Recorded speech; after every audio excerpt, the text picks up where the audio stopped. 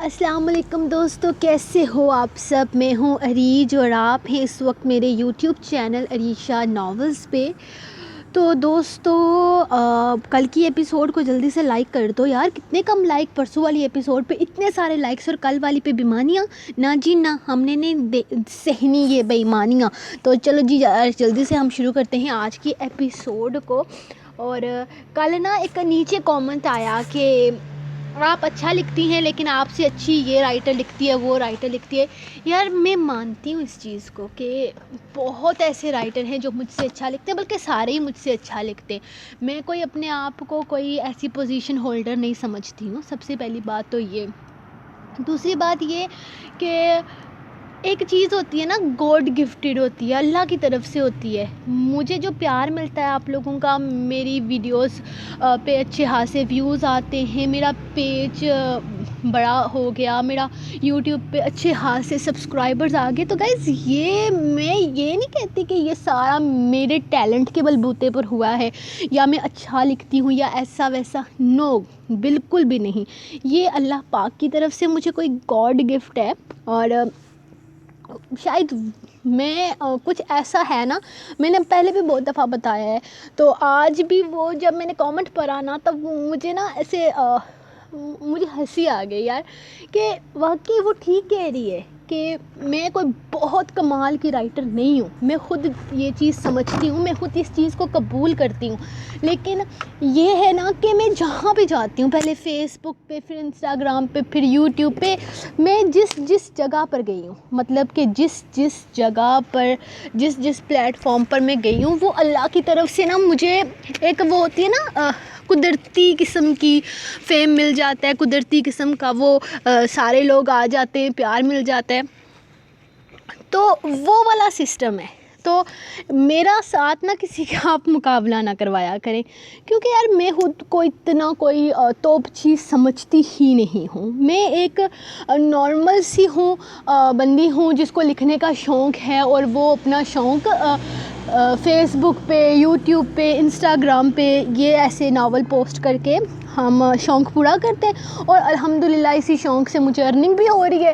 تو لائک میرا وہ والا سسٹم ہے کہ شکر اللہ پاک کا کہ اللہ پاک نے مجھے جو ٹیلنٹ دیا ہے اس پر میں تھوڑا سا کر رہی ہوں، اور فیم مجھے اللہ کی طرف سے ملا ہے۔ میں یہ چیز نہیں مانتی کہ میں نے کوئی بہت ہی کمال کے، بہت ہی کوئی نیکسٹ لیول کے ناول لکھ مارے ہیں جس کی وجہ سے مجھے اتنا وہ ملے۔ مجھ سے یار میں خود دیکھتی ہوں، مجھے بھی نظر آتا ہے کہ بہت ساری رائٹرز ایسی ہیں نا جن کا سسٹم کچھ وہ ہے کہ لائک بہترین سے بہترین لکھ رہے ہیں، کمال کا لکھ رہے ہیں، لیکن پھر بھی ان کے پیجز 1000 2000 3000 4000 اس سے اوپر نہیں جا رہے۔ تو یہ میں اوپنلی کہتی ہوں کہ مجھے اللہ کی طرف سے ملی ہے، بس دعا کرو کہ اللہ آپ کو بھی دے، اور آپ کے ٹیلنٹ کو شاید آہستہ آہستہ آگے جائے گا، لیکن جائے گا، لوگوں کی نظروں میں آئے گا، ہمت ہار کر پیچھے ہٹنے کی ضرورت نہیں ہے۔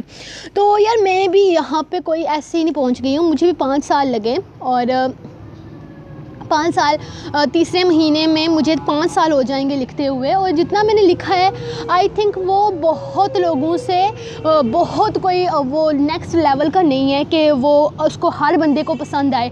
میں اپنا لکھا ہوا خود پسند کرتی ہوں، اسی لیے میں اپنے ریڈرز کو دیتی ہوں، مجھے پیار ملا، اللہ کی طرف سے کامیابی ملی۔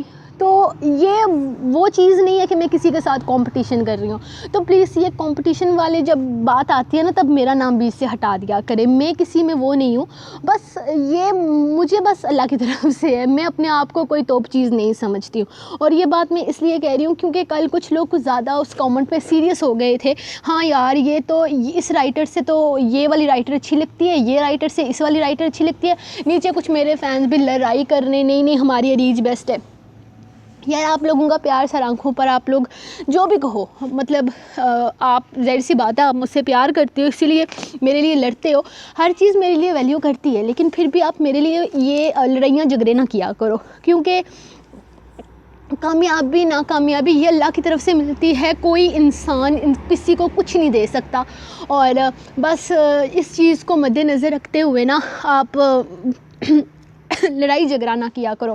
اور کل میں نے 2-3 لوگوں کو اپنے چینل سے بین کر دیا بیکاز آف لڑائی جھگڑا، تو اس کے لیے میں سوری تو ہرگز نہیں بولوں گی یار، کیونکہ آپ لوگوں کے یہ جو مقابلے بازی ہوتی ہے اس کی وجہ سے اچھا خاصا ماحول خراب ہو جاتا ہے، تو میں اپنے چینل کا ماحول خراب نہیں کرنا چاہتی. تو لیٹس اسٹارٹ یار. آج کی ایپیسوڈ اتنی ساری باتیں ہو گئی ہیں اور میں باتیں بالکل نہیں کرنا چاہتی تھی. لیٹس اسٹارٹ آج کی ایپیسوڈ. آج ہے دامیار ریزورٹس کی اسپیشل رومانٹک ایپیسوڈ. تو آج کے ایپیسوڈ پر نا مجھے بہت سارے لائکس چاہیے. تو گائز آج کلیئرلی میں آپ سے چلو یار بعد میں باتیں کروں گی، میں پہلے ایپیسوڈ ریڈ کر لیتی ہوں. ایسے ہی مجھے کھانسی شروع ہو گئی ہے.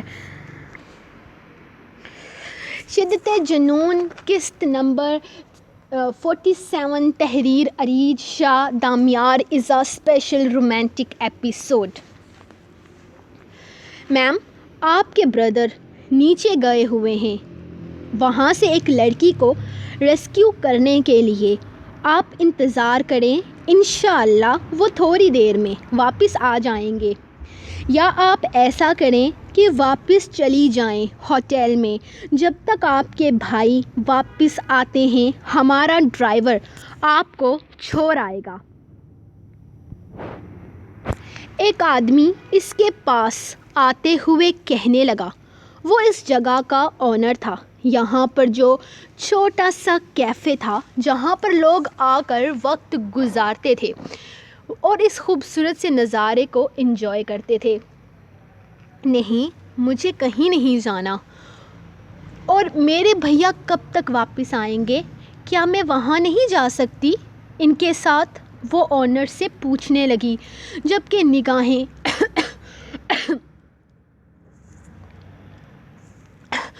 نگاہیں بار بار دامیار کی طرف جا رہی تھی جو اب کرسی سے اٹھ کر اس کی طرف قدم بڑھانے لگا تھا. وہ جلدی جلدی اونر سے بات کر لینا چاہتی تھی.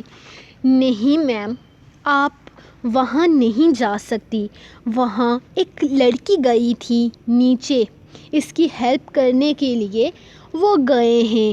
وہ ایک پولیس آفیسر ہیں. ہم انہیں منع نہیں کر سکتے تھے ورنہ ہم کسی کو نہیں نیچے جانے دیتے. اگر کوئی نیچے چلا جائے تو اس کے لیے ہماری ایک ریسکیو ٹیم ہے. لیکن انہوں نے ہماری بات نہیں مانی. وہ تھوڑی دیر میں واپس آ جائیں گے.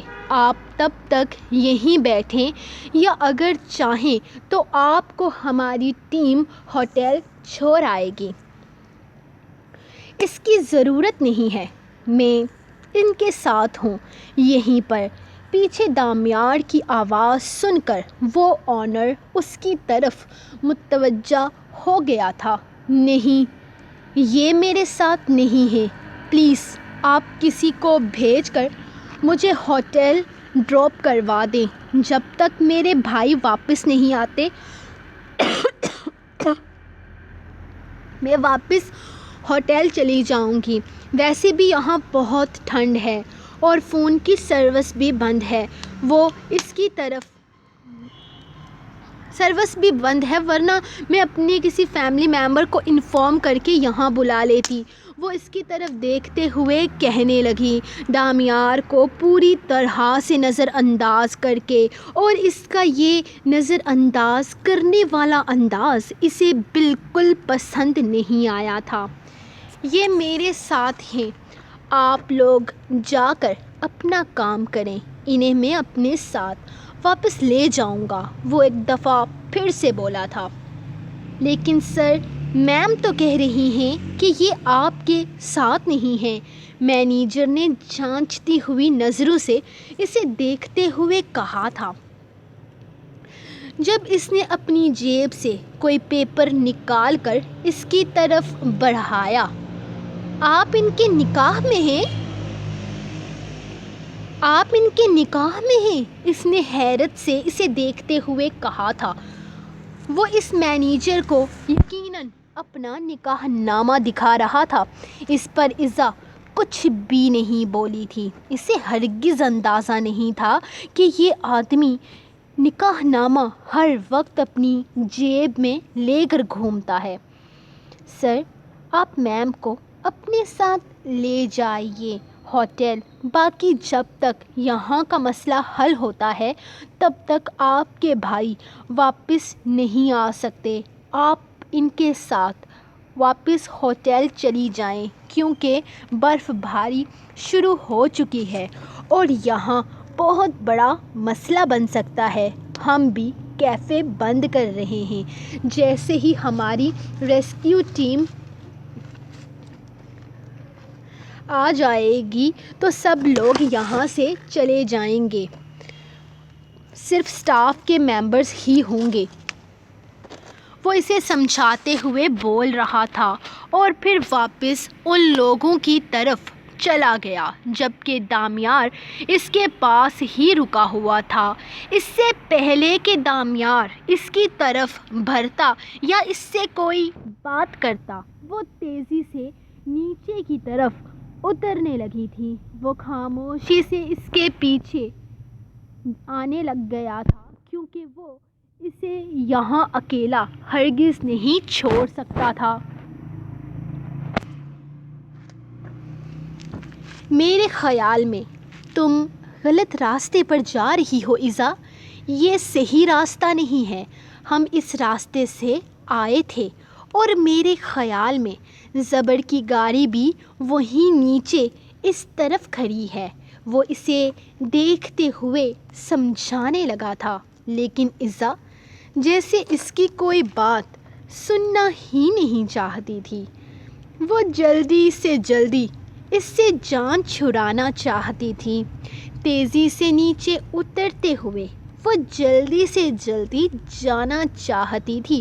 اس کا ارادہ واپس جانے کا نہیں بلکہ وہیں گاڑی میں بیٹھ کر زبر کا انتظار کرنے کا تھا، یا پھر اپنے موبائل کی سروس تلاش کر کے کسی کو یہاں بلانے کا تھا۔ دامیار کے ساتھ رہنے کا تو سوال ہی پیدا نہیں ہوتا تھا۔ وہ اس شخص کو ایک سیکنڈ کے لیے بھی اپنے ارد گرد برداشت نہیں کر سکتی تھی۔ اس نے مجبور تو کر لیا تھا، لیکن یہ اس کی غلط فہمی تھی کہ وہ اس کے ہاتھ آنے والی ہے۔ ایزا میری بات سنو یار، تم اس طرح سے بھاگ کیوں رہی ہو مجھ سے؟ وہ اچانک ہی اس کا بازو پکڑ کر اسے اپنی طرف کھینچ چکا تھا۔ دامیار شاہ، چھوڑو مجھے، ہاتھ مت لگانا۔ وہ ایک جھٹکے سے اس سے دور ہوتی فاصلے پر جا چکی تھی۔ کیوں ہاتھ مت لگانا؟ نکاح کیا ہے میں نے تم سے، کوئی مذاق نہیں ہے یہ۔ ایٹیٹیوڈ کس کو دکھا رہی ہو؟ شوہر ہوں میں تمہارا۔ اپنے یہ نخرے کنٹرول میں رکھو۔ کوئی غیر نہیں ہوں جس کے چھونے پر اس طرح سے مچل رہی ہو۔ اس کا یہ انداز اسے بھی غصہ دلا گیا تھا۔ وہ سختی نہیں کرنا چاہتا تھا، لیکن پھر بھی ایزا ایسی حرکتیں کر رہی تھی کہ اسے اس پر غصہ آ گیا تھا۔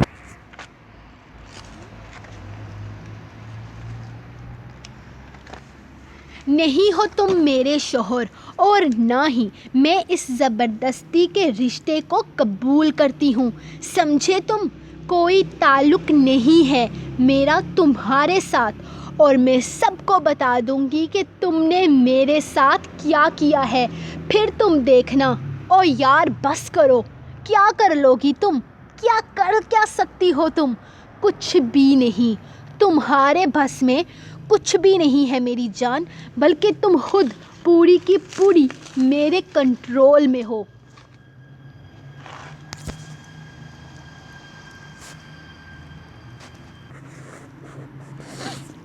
کیا اپنے گھر والوں کو بتاؤ گی کہ میں نے تمہارے ساتھ نکاح کیا؟ چلو زبردستی ہی سہی، میں نے تمہیں اپنے نکاح میں لے لیا۔ کیا کر لیں گے تمہارے بھائی؟ اگر میں ہی تمہیں نہ چھوڑنا چاہوں تو دنیا کی کوئی طاقت تمہیں مجھ سے الگ نہیں کر سکتی۔ اگر تمہیں یہ لگ رہا ہے کہ تم اپنے بھائیوں کو بتا کر مجھ سے آزادی حاصل کر لو گی تو میری جان اب ایسا ممکن نہیں ہے۔ اب تم سے میری علیحدگی صرف میری موت کی صورت میں ہی ہو سکتی ہے، اور کوئی حل نہیں ہے مجھ سے جان چھڑانے کا۔ دن رات مصلے پر بیٹھ کر دعائیں مانگو میری موت کی، اسی قیمت پر رہائی ملے گی تمہیں میری قید سے، اور اس دنیا میں واپس آ جاؤ۔ تمہارے بھائی میرا کچھ نہیں اکھاڑ سکتے، ہاں لیکن میرے ایک اشارے پر خود قبر میں ضرور اتر سکتے ہیں۔ یہ غلط فہمیوں کی دیوار جو تم نے اپنے آگے کھڑی کی ہوئی ہے نا کہ تمہارے بھائی سب کچھ ٹھیک کر دیں گے، تو اسے گرا دو، کیونکہ نہ تو تمہارے بھائی کچھ کر سکتے ہیں اور نہ ہی تمہارا باپ۔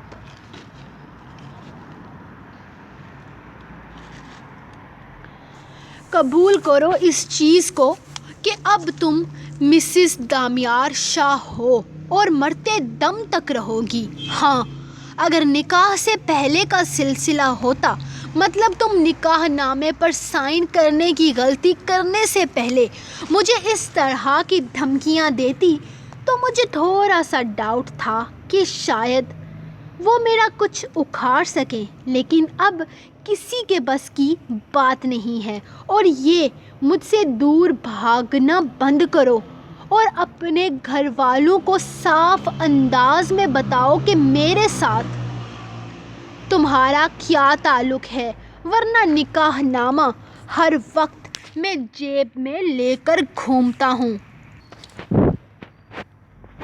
اور اگر میں نے ایسا کیا تو تم جانتی ہو کہ دنیا تمہارے اور میرے نکاح کو کیا نام دے گی۔ یہی کہ گھر سے بھاگ کر لڑکی نے اپنے عاشق سے نکاح کر لیا، پھر مجھے کوئی فرق نہیں پڑتا تمہاری دادی دل تھام کر بیٹھتی ہے یا تمہارے ماں باپ خودکشی کرتے ہیں۔ اب بھی وقت ہے، اپنے گھر والوں کو بتاؤ میرا تمہارے ساتھ کیا تعلق ہے۔ اگر نہیں بتانا چاہتی تو بھی مسئلہ نہیں، میں رشتہ لے کر آتا ہوں، صاف ستھرے الفاظ میں اپنے بھائیوں کے سامنے رشتے کو قبول کر لو، نکاح والی بات چھپی رہے گی، کسی کو پتہ نہیں چلے گا کہ کبھی ہمارا نکاح ہوا تھا، عزت سے شادی ہوگی، عزت سے تمہاری رخصتی ہوگی اور تم میرے پاس آ جاؤ گی، ورنہ اگر مجھے چیلنج کرو گی، اکساؤ گی تو پھر تمہارے بھائیوں کے سر جھکیں یا کٹیں، مجھے فرق نہیں پڑتا۔ ویسے کیا سوچیں گے نا وہ بیچارے کہ جس بہن کو اتنا پیار دیا، اتنی محبت سے پالا، وہی انہیں دھوکہ دے گئی، کیونکہ یہ بات تو بالکل بے معنی سی ہے کہ میں تمہارے بھائیوں کی جان لینے والا تھا، اسی لیے مجبور ہو کر تم نے مجھ سے شادی کر لی۔ سب یہی کہیں گے کہ تمہارے اپنے دل میں ہی کوئی نہ کوئی فیلنگز تو تھی میرے لیے کہ تم ایسا قدم اٹھانے پر مجبور ہو گئی۔ میں تمہارے سامنے دو راستے رکھ رہا ہوں، یا سب کے سامنے میرے رشتے کو قبول کر کے ہمیشہ کے لیے میرے پاس آ جاؤ، اور اگر تمہیں یہ راستہ قبول نہیں ہے تو میں تمہارے سامنے دوسرا آپشن رکھ رہا ہوں کہ میں آتا ہوں نکاح نامہ لے کر، سمپل، کیونکہ چھوڑوں گا تو میں تمہیں کسی بھی حال میں نہیں۔ نکاح کیا ہے محترمہ، گھر بسائیں گے آپ کے ساتھ، بتاؤ کیا منظور ہے تمہیں؟ وہ بہت ہوشیاری سے اس کے دماغ کے ساتھ کھیل رہا تھا، جبکہ عزا کو سمجھ ہی نہیں آ رہا تھا کہ وہ کیا کرے۔ نکاح والی بات سب سے چھپا کر اس نے غلطی کی تھی، اسے گھر میں سب کو بتا دینا چاہیے تھا کہ دامیار نے اس کے ساتھ کیا کیا ہے۔ اس کا اس طرح سے نکاح چھپانا بھی تو ان لوگوں کی نظروں میں اسے غلط ہی ثابت کر رہا تھا۔ وہ پریشانی سے اس کی جانب دیکھ رہی تھی، جو مسکراتی نگاہوں سے اس کی مشکلات میں اضافہ کر رہا تھا۔ اللہ کرے تمہیں موت آ جائے، اسی پہاڑی سے گر کر مر جاؤ، میری جان چھوٹے تم سے، زندگی عذاب کر رکھی ہے تم نے، ایسی زندگی پر لعنت ہے، دن رات دعائیں مانگوں گی، آج ہی جانماز بچھا کر تمہاری موت کی دعائیں کروں گی، ایک نہ ایک دن تو اللہ قبول کر ہی لے گا، تمہیں نہیں تو مجھے موت آ جائے، تم جیسے انسان کے ساتھ زندگی گزارنے سے تو بہتر ہی ہے۔ وہ بے حد غصے سے کہتی پلٹی ہی تھی کہ اچانک ہی اس نے اس کا ہاتھ پکڑ کر اسے اپنی جانب کھینچ لیا۔ یقین کرو تمہاری ہر دعا پر آمین کہنے کو دل کرتا ہے، لیکن نہیں کہتا کیونکہ جدائی گوارا نہیں ہے، تمہاری بددعاؤں میں بھی نہیں۔ اللہ پاک ہم دونوں کو لمبی زندگی دے تاکہ ساری زندگی ایک دوسرے کا جینا حرام کریں۔ وہ اسے اپنے ساتھ لگائے کھڑا، اسے زچ کرنے کا کوئی موقع ہاتھ سے جانے نہیں دے رہا تھا، جبکہ وہ مزاحمت کرتی، اس کی باہوں میں مچلتی، خود کو آزاد کروانے کی کوشش کر رہی تھی۔ چھوڑو مجھے ذلیل انسان، کمینے، چھوڑو، نفرت ہے مجھے تم سے اور تا حیات نفرت کروں گی۔ وہ غصے سے اپنا آپ چھڑا رہی تھی جب اچانک ہی دامیار نے لفظ نفرت پر اسے چھوڑ دیا تھا۔ عجیب تھی اس کی محبت، اسے نفرت کرنے پر وہ مجبور کرتا تھا اور پھر اس کی نفرت برداشت بھی نہیں ہوتی تھی۔ ایک دن تم چلا چلا کر مجھ سے اپنی محبت کا اظہار کرو گی، وہ دعوے سے بولا تھا۔ میری موت کے دن بھی ایسا نہیں ہوگا۔ مجھے اس رشتے کے لیے مجبور تو کر سکتے ہو دامیار شاہ، لیکن میرے دل میں اپنے لیے محبت پیدا نہیں کر سکتے۔ نفرت ہے مجھے تم سے اور آخری لمحے تک نفرت کروں گی۔ دنیا کی کوئی طاقت میری یہ نفرت ختم نہیں کر سکتی۔ بے شک تم سے نکاح کرنا میری مجبوری تھی، لیکن تم سے نفرت کرنا میں نے خود پر فرض کر لیا ہے۔ مرتے دم تک تم سے نفرت کروں گی۔ وہ غصے سے اسے پیچھے دھکا دیتی مڑی ہی تھی کہ اچانک اس کا پیر پھسلا تھا اور اگلے ہی لمحے وہ پہاڑ کی بلند چوٹی سے برف پر نیچے کی طرف پھسلنے لگی تھی۔ دامیار لمحے میں ہوش میں آیا تھا۔ اس نے اسے تھامنے کی کوشش کی تھی، لیکن اس سے پہلے ہی وہ نیچے کی جانب گر گئی تھی۔ عزا، عزا، وہ اونچی اونچی آواز میں اسے صدائیں دے رہا تھا، لیکن نہ جانے وہ کس طرف گری تھی۔ وہ نیچے کی طرف آتا بہت نیچے آ چکا تھا، لیکن عزا کا کہیں کوئی نام و نشان نہیں تھا۔ دور دور تک یہاں کوئی انسان ڈھونڈنے سے بھی نہیں مل رہا تھا۔ وہ کس طرف آ گیا تھا، اسے اس چیز کا بھی اندازہ نہیں تھا۔ برف باری تیز سے تیز تر ہوتی جا رہی تھی۔ لمحوں میں برف ہر چیز کو اپنی لپیٹ میں لے چکی تھی۔ عزا، وہ پھر سے آوازیں لگاتا مزید نیچے کی طرف جا رہا تھا، جب ایک پتھر کے ساتھ اسے ایک بے جان وجود اندھیرے میں نظر آیا۔ اندھیرے میں وہ پہچان تو نہیں پایا تھا کہ وہ کون ہے، لیکن ایک اندازے کے تحت وہ تیزی سے اس کی طرف بڑھا تھا، لیکن اچانک ہی پیر پھسلنے کی وجہ سے وہ توازن اس کا توازن بگڑا تھا اور پتھر پر کافی زور سے گرا تھا۔ اس کے بازو پر اچھی خاصی چوٹ آئی تھی، لیکن اس وقت اسے اپنی نہیں بلکہ اپنی ایزا کی پرواہ تھی۔ ایزا بہت تیزی سے واپس اٹھتا بھاگتے ہوئے مزید نیچے کی طرف جانے لگا تھا۔ ایک دفعہ پھر سے اس کا پیر پھسلا تھا، لیکن اس نے خود کو گرنے سے بچاتے ہوئے ایک دفعہ پھر سے قدم اس بڑے سے پتھر کی طرف بڑھائے تھے۔ آہستہ آہستہ پاس آتے وہ سمجھ چکا تھا کہ وہ ایزا ہی تھی، لیکن شاید وہ گرنے کی وجہ سے بے ہوش ہو چکی تھی، یا شاید اس سے زیادہ چوٹ لگی تھی۔ اس نے جلدی سے اس کے سر سے ٹوپی اتارتے ہوئے اس کے ماتھے کو دیکھا تھا، جہاں پر خون کی لہر جمی ہوئی تھی۔ شاید چوٹ لگنے کی وجہ سے وہ بے ہوش ہو گئی تھی۔ ایزا، آنکھیں کھولو، ایزا پلیز آنکھیں کھولو۔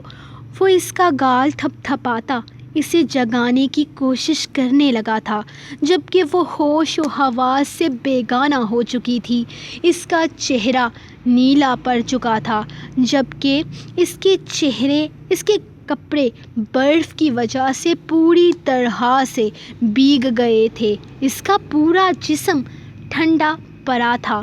وہ تیز تیز اس کے ہاتھوں سے گلوز اتارتا اس کے ہاتھ سہلانے لگا تھا۔ ایزا میری جان، آنکھیں کھولو، پلیز آنکھیں کھولو۔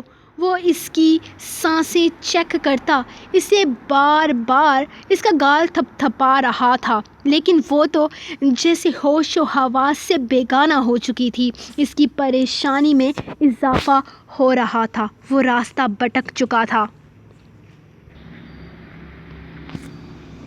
یہ جگہ اس کے لیے بھی انجان تھی۔ وہ اسے لے کر جاتا بھی تو کہاں لے کر جاتا، اسے سمجھ نہیں آ رہا تھا۔ وہ جلدی سے اسے اپنی باہوں میں اٹھاتا باقی راستہ طے کرنے لگا تھا۔ اسے کیسے بھی مین روڈ تک پہنچنا تھا۔ شاید وہاں سے کوئی گاڑی وغیرہ مل جائے جس سے وہ واپس ہوٹل پہنچ سکے۔ وہ اس کا نازک سا وجود اپنی باہوں میں اٹھائے تیزی سے نیچے اترنے لگا تھا۔ ایزا کی حالت بگڑنے لگی تھی، اس کا جسم برف بنا ہوا تھا۔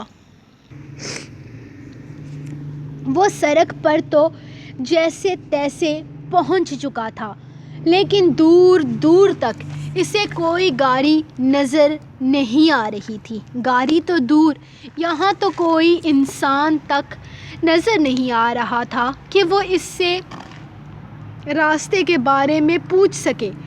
وہ ایزا کو یوں ہی اٹھائے بس چلتا جا رہا تھا۔ اس نے کہاں جانا تھا، کون سا راستہ اختیار کرنا تھا، اسے کچھ بھی پتہ نہیں تھا۔ اگر کچھ پتہ تھا تو صرف اتنا کہ اگر اسی طرح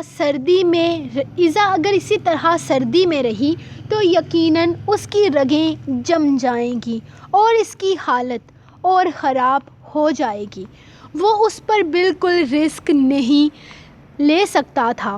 اپنا جیکٹ اتارتے ہوئے اس نے ایزا پر پہنانے کی کوشش کی تھی، خود تو جیسے ایزا کی یہ حالت دیکھنے کے بعد اسے سردی کا احساس ہو رہا تھا اور نہ ہی برف باری سے کوئی فرق پڑ رہا تھا۔ بس ایزا کو اپنے سینے میں چھپائے وہ چلتا جا رہا تھا۔ اسے ہوش میں لانے کی کوشش بھی مسلسل ناکام ہو رہی تھی۔ وہ نہ تو ہوش میں آ رہی تھی اور نہ ہی اس کی بے چینیوں کو قرار دے رہی تھی۔ وہ یوں ہی تیزی سے آگے بڑھ رہا تھا جب کافی فاصلے پر اسے ایک چھوٹا سا ووڈ ہاؤس نظر آیا تھا۔ ووڈ ہاؤس نما کوئی چیز نظر آئی تھی۔ اندھیرے میں وہاں پر صرف ایک پیلے رنگ کی روشنی کے علاوہ کچھ بھی سمجھ نہیں آیا تھا۔ اس نے اپنے قدموں کی رفتار تیز کر دی تھی۔ نہ جانے کون تھا اس گھر میں، لیکن اتنا سمجھ میں آ چکا تھا کہ شاید وہ اس کی مدد ضرور کرے گا۔ اسے اس مصیبت میں دیکھ کر شاید وہ اسے راستہ بتا ہی دے گا، یا پھر کسی طریقے سے اس سے کسی کا رابطہ کروا دے۔ وہ تیز تیز چلتا اس گھر کے قریب آیا تھا۔ ہاں، وہ ایک چھوٹا سا ووڈ ہاؤس تھا۔ وہ ایک امید سے اس کے پاس آتے ہوئے دروازہ کھٹکھٹانے لگا تھا۔ کافی دیر تک یوں ہی وہ باہر کھڑا رہا تھا۔ جس طرح باہر برف گر رہی تھی، وہ بار بار اپنے سر سے ہاتھ مار کر برف کو نیچے پھینک رہا تھا جب اچانک دروازہ کھل گیا۔ السلام علیکم، میرا نام دامیار شاہ ہے اور یہ میری بیوی ہے ایزا۔ ہم کشمیر سائڈ سے یہاں آئے ہیں، لیکن وہ پہاڑی سے نیچے گر گئی اور تب سے یہ ہوش میں نہیں آ رہی۔ ہم راستہ بھٹک چکے ہیں، کس طرف جانا ہے کچھ سمجھ نہیں آ رہا۔ موبائل پر سروس ہی نہیں ہے کہ ہوٹل والوں کو فون کر سکیں۔ ہماری گاڑی بھی نہیں مل رہی۔ کیا آپ ہماری کچھ مدد کر سکتے ہیں؟ وہ سامنے کھڑے ایک بزرگ آدمی کو دیکھتے ہوئے پوچھنے لگا تھا۔ وعلیکم السلام، اس کی حالت تو بہت خراب لگ رہی ہے بیٹا، اس کو اندر لے آؤ، اس کی سر پر چوٹ لگی ہے، جلدی لے آؤ اندر۔ وہ برا آدمی اسے اندر آنے کا اشارہ کرتا سامنے 2 کمروں میں سے ایک میں لے آیا اور سامنے سے ہی چارپائی گھسیٹی جس پر اس نے فوراً ہی ایزا کو لٹایا تھا۔ شاید وہ آدمی خود یہاں سو رہا تھا۔ جلدی سے لکڑیاں لے کر آتے ہوئے وہ آگ جلا رہے تھے۔ بیٹا، اس الماری میں فرسٹ ایڈ باکس رکھا ہے، وہ نکال کر لاؤ۔ انہوں نے اشارہ کیا تو وہ فوراً وہاں سے فرسٹ ایڈ باکس اٹھا کر لے آیا تھا۔ گھبراؤ مت بیٹا، سردی بہت ہے نا، اس لیے بے ہوش ہو گئی ہے، ورنہ چوٹ زیادہ گہری نہیں ہے۔ وہ اس کے سر پر بینڈیج لگاتے ہوئے بتانے لگے تھے۔ اگر چوٹ گہری نہیں ہے تو یہ ہوش میں کیوں نہیں آ رہی؟ وہ پریشانی سے پوچھنے لگا تھا۔ کیونکہ اس کا جسم ٹھنڈا پڑ چکا ہے، رگیں جم چکی ہیں، لگتا ہے کافی دیر یہ برف میں پڑی رہی ہے، بوڑھے بابا نے پریشانی سے کہا۔ اسے کچھ ہوگا تو نہیں نا؟ یہ ٹھیک تو ہو جائے گی نا؟ وہ بے چین تھا۔ ہاں، کیوں نہیں، ٹھیک ہو جائے گی، تم اسے ٹھیک کر سکتے ہو، وہ فوراً بولے تھے۔ میں ٹھیک کر سکتا ہوں؟ کیسے؟ بتائیں، میں کیا کر سکتا ہوں؟ اس کے لیے وہ اٹھ کر کھڑا ہو گیا تھا۔ دیوانہ ہے تم، جھلا کہیں کا، بیوی ہے تیری، اپنے جسم کی گرمی دے، حرارت دے اس کو تاکہ اس کی رگوں میں تھوڑی گرمائش اترے، تب ہی ٹھیک ہوگی یہ۔ وہ اسے دیکھتے ہوئے بولے تو وہ پریشان سا انہیں دیکھنے لگ گیا تھا۔ کیا ہوا؟ تو ہی تو کہہ رہا تھا کہ تیری بیوی ہے، تو پھر کیا مسئلہ ہے؟ وہ اسے دیکھتے ہوئے کہنے لگے تو دامیار نے نفی میں سر ہلایا تھا۔ جھوٹ بولا تو نے مجھے، بیوی نہیں ہے یہ تیری۔ بوڑھے بابا غصے سے اسے دیکھنے لگے۔ منقوہ ہے، ابھی نکاح ہوا ہے ہمارا، رخصتی نہیں ہوئی۔ وہ ان کے غصے کو دیکھتے ہوئے سمجھانے والے انداز میں بولا۔ اچھا، تو یہ ماجرا ہے، رخصتی نہیں ہوئی، نکاح ہوا ہے، لیکن مجبوری بھی تو ہے نا۔ یہ لڑکی یہاں ٹھٹھرا کر مر جائے، اس سے تو بہتر ہے کہ تو اپنے جائز رشتے کا استعمال کر۔ تعلق ہے تیرا اس کے ساتھ، نکاح میں ہے تیرے، اور تو کون سا اپنے نفس سے مجبور ہو کر ایسا کر رہا ہے، اس لڑکی کی جان بچانے کے لیے ضروری ہے یہ، ورنہ یہ لڑکی مر جائے گی۔ رات سردی کم نہیں ہوگی اور بڑھے گی، ساری رات برف باری ہوتی رہے گی۔ تو اس کا خیال رکھ، میں تیرے ساتھ والے دوسرے کمرے میں ہوں، اگر کسی چیز کی ضرورت ہو تو بتانا مجھے۔ تو شوہر ہے اس کا، اس کی جان بچانا تجھ پر فرض ہے، کیا تو اسے مرنے دے گا؟ نہیں نا، تجھے دیکھ کر لگتا ہے کہ تو دیوانہ ہے اس کا، مار مت دینا اسے، میں جاتا ہوں دوسرے کمرے میں۔ وہ ان دونوں کو ان کے حال پر چھوڑتے ہوئے دوسرے کمرے کی طرف چلے گئے تھے، جبکہ دامیار پر بے چینی حد سے زیادہ سوار ہونے لگی تھی۔ اس کے دماغ میں صرف ایک ہی بات چل رہی تھی کہ اگر اس نے اس لڑکی کی جان بچانے کی کوشش نہیں کی تو وہ مر جائے گی۔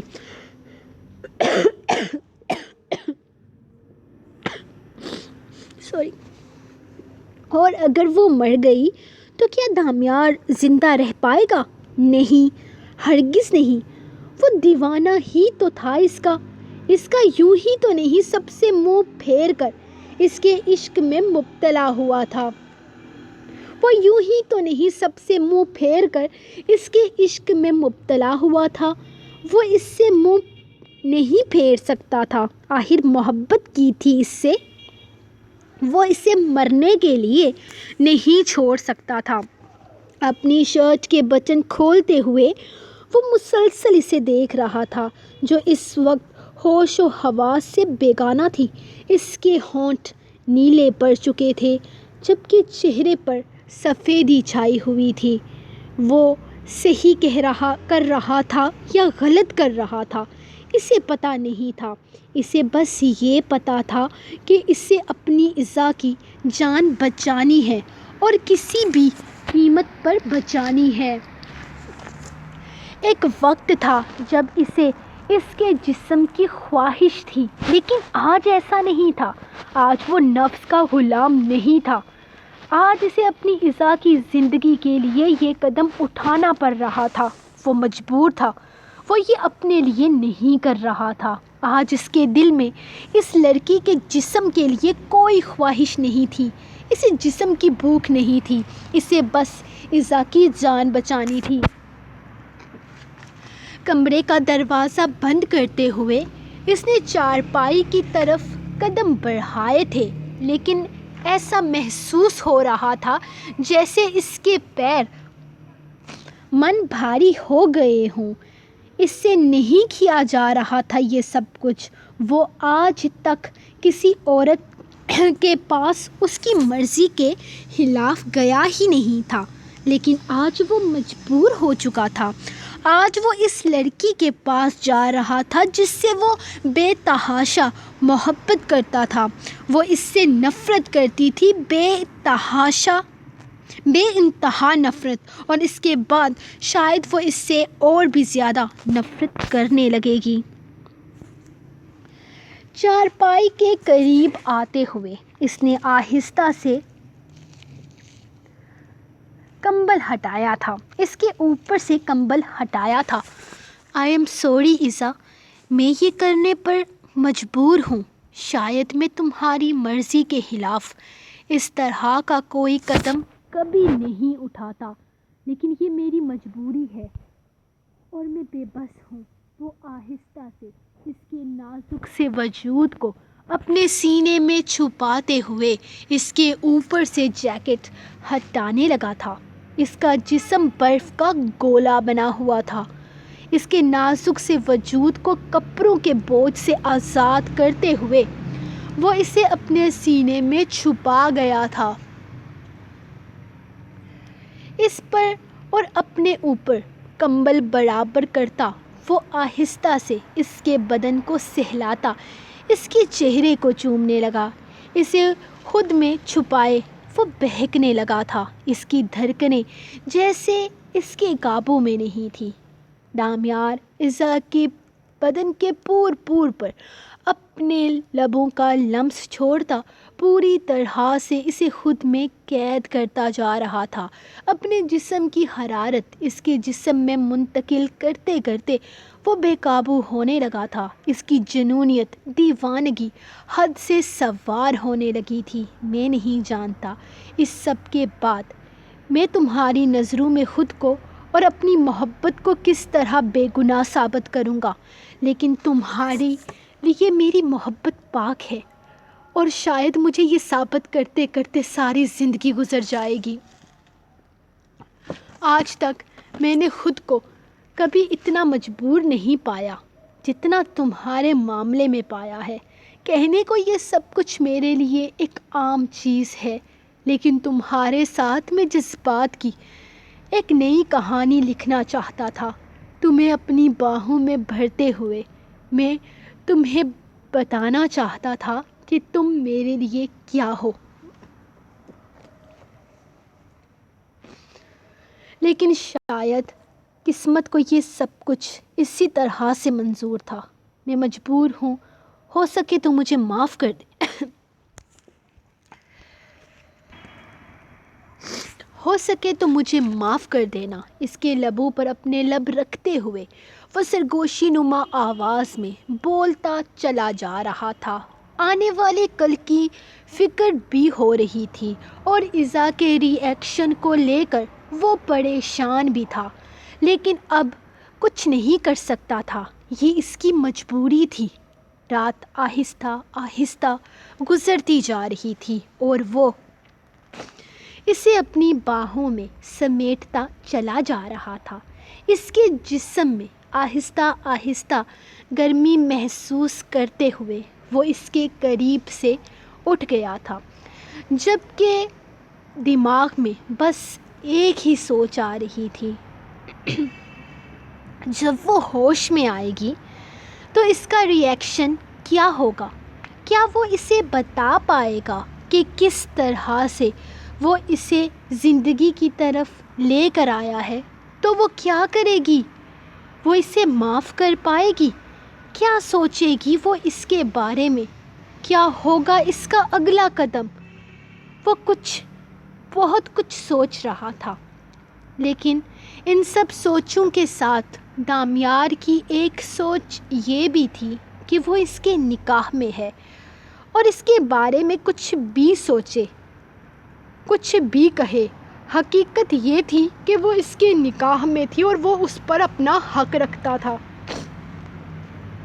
اور اگر اس نے اپنے حقوق میں سے تھوڑا سا حق استعمال کر لیا تھا تو اسے اس چیز کا گلٹ نہیں تھا۔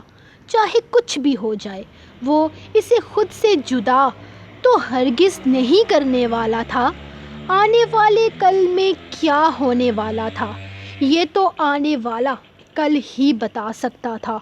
فی الحال اتنا ہی کافی تھا کہ ایزا ٹھیک تھی۔ اس وقت اسے کسی چیز کا خطرہ نہیں تھا۔ اس کا جسم اب نارمل حالت میں آ چکا تھا۔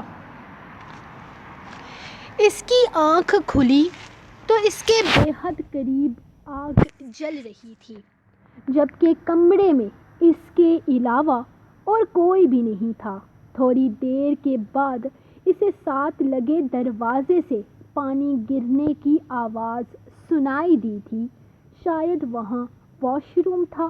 وہ انجان نگاہوں سے اس کمرے کو دیکھ رہی تھی جسے لکڑیوں سے بنایا گیا تھا، جبکہ چھت پر کافی خوبصورتی سے کاریگری کی گئی تھی۔ یہ جگہ بہت عجیب تھی۔ وہ پہلے کبھی اس طرح کی جگہ پر نہیں آئی تھی۔ گزرا سب کچھ اسے یاد آنے لگا۔ زبر کے ساتھ وہ پہاڑی پر گئی تھی۔ وہاں زبر کسی لڑکی کو بچانے کی وجہ سے جنگل کی طرف چلا گیا تھا، اور پھر دامیار اس کے پیچھے آ رہا تھا۔ وہ دامیار سے باتیں کر رہی تھی جب وہ پہاڑی سے نیچے گری تھی۔ اس کے بعد کیا ہوا تھا اسے کچھ بھی یاد نہیں تھا، اور اس وقت وہ یہاں پر تھی۔ اٹھ کر بیٹھتے ہوئے اس کی نگاہ سامنے پار دیوار پر بندھی رسی پر گئی تھی جہاں اس کے کپڑے تھے۔ اس نے پریشانی سے اپنے بدن پر وائٹ کلر کی شرٹ دیکھی تھی۔ یہ شرٹ کس کی تھی اسے سمجھنے میں زیادہ وقت نہیں لگا تھا، اور پھر اس کے بعد وہ جو سمجھی تھی اس نے اسے اپنی ہی نظروں میں گرا دیا تھا۔ واش روم کا دروازہ کھولتے ہی وہ بنا شرٹ کے باہر نکلا تھا۔ اسے ہوش میں دیکھ کر وہ تیزی سے اس کے پاس آیا تھا اور اس کے پاس بیٹھ گیا تھا۔ تھینک گاڈ ایزا، تمہیں ہوش آ گیا، ٹھیک ہو تم؟ وہ اس کے پاس بیٹھتے ہوئے پوچھنے لگا تھا، جبکہ وہ حیرانگی سے اسے دیکھ رہی تھی۔ وہ اس سے باتیں کر رہا تھا، نہ جانے اس سے کیا کیا بول رہا تھا، لیکن وہ تو اسے سن ہی نہیں رہی تھی۔ وہ بس حیرانگی سے اسے دیکھ رہی تھی۔ ریلیکس ہو جاؤ ایزا، کل رات جو کچھ بھی ہوا وہ چٹخ۔ وہ نہ جانے ابھی کیا کیا کہنے والا تھا کہ ایزا کا ہاتھ پوری شدت سے اٹھتے ہوئے اس کے چہرے پر اپنا نشان چھوڑ گیا۔ جبکہ اپنے چہرے پہ ہاتھ رکھے وہ اسے دیکھ رہا تھا۔ اس کی نگاہوں میں کوئی بے یقینی نہیں تھی، شاید وہ اس سے اسی طرح کے ری ایکشن کی امید رکھتا تھا۔ کب سے میں نے کھانسی روک کے رکھی تھی۔ ہائے یار، میرے کو بڑی گندی سی کھانسی شروع ہو گئی ہے۔ ہم نا اس کو بولتے ہیں کتا کھانسی۔ مجھے کتا کھانسی ہو گئی ہے، اور یار ایسے ہائے اللہ جی۔ اوکے سو گائز، یہ تھی آپ لوگوں کی آج کی ایپیسوڈ۔ 9 بج گئے ہو یار، ہر روز لیٹ ہو جاتی ہوں میں۔ سو گائز، یہ تھی ایزا کو اب کیا فیصلہ کرنا چاہیے، کیا لگتا ہے آپ لوگوں کو؟ مجھے کمنٹ سیکشن میں بتائیے گا۔ دامیار نے جو اس کے ساتھ کیا وہ صحیح تھا یا غلط، وہ بھی مجھے بتائیے گا کمنٹ سیکشن میں۔ مجھے لائک کرنے میں آپ لوگوں کو بڑا مسئلہ ہوتا ہے نا، تو اب لائک نہیں کرنا، اب آپ لوگوں نے کمنٹس کرنے ہیں ایپیسوڈ پر۔ اب میں آپ کے کمنٹس پر دیا کروں گی۔ کل کی ایپیسوڈ 500 کمنٹس پہ آئے گی، ٹھیک ہے؟ ہم لائکس والا معاملہ ہی بیچ میں ختم کرتے ہیں۔ تو میں ملوں گی آپ کو نیکسٹ ایپیسوڈ میں کل، تب تک کے لیے آپ لوگ اپنی رائٹر کو دیں اجازت اور دعاؤں میں یاد رکھیں، کیونکہ میں نے جلدی سے اس ایپیسوڈ کو اپلوڈنگ پر لگانا ہے، کیونکہ 9 بج چکے ہیں اور روز میں لیٹ ہو جاتی ہوں، جو کہ بہت غلط بات ہے۔ تو میں ملوں گی آپ کو نیکسٹ ایپیسوڈ میں کل۔ ہاں آج فرائیڈے ہے نا، تو کل ملوں گی، ظاہر سی بات ہے ملوں گی۔ تو میں ملوں گی کل، تب تک کے لیے اپنی رائٹر کو دیں اجازت اور دعاؤں میں یاد رکھیں۔ اللہ حافظ۔